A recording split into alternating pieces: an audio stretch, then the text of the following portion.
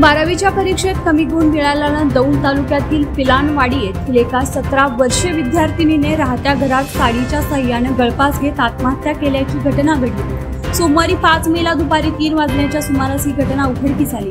हर्षदा पवार असं आत्महत्या केलेल्या 17 वर्षीय विद्यार्थिनीचं नाव।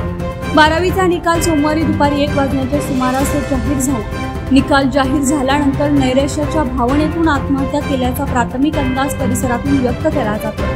या प्रकरणी हर्षदाचे वडील बबन पवार यांनी यवत पोलीस ठाण्यात फिर्याद दिली। पोलिसांनी दिलेल्या माहितीनुसार शाळेत हर्षदा हुशार होती। ती पुणे येथे शिक्षण घेत होती। इयत्ता 10वीत तिला 87% गुण मिळाले होते। 12वीच्या परीक्षेचा निकाल जाहीर झाला, त्यामध्ये तिला 55% गुण मिळाले होते। त्यामुळे ती खूप नाराज होती।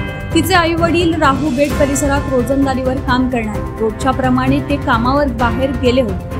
तिचे आजी आजोबाही नातेवाईकांना भेटायला गेले, त्यामुळे हर्षदा आणि तिचा धाकटा भाऊ दोघेच घरी होते। दरम्यान दुपारी 12वीचा निकाल जाहीर झाल्यानंतर या परीक्षेत कमी गुण मिळाल्यामुळे तिने घरात साडीच्या साह्याने गळफास घेऊन आत्महत्या केली। वडील घरी आल्यानंतर हर्षदा बराच वेळ दार उघडत नाही असं समजल्यावर त्यांनी खिडकीतून पाहिल्यावर हर्षदानं साडीच्या साह्याने गळफास घेतल्याचं निदर्शनास आलं। तिला तत्काळ राहू येथे एका खासगी हॉस्पिटलमध्ये तातडीने उपचारासाठी दाखल करण्यात आले, मात्र डॉक्टरांनी तिला मृत घोषित केला।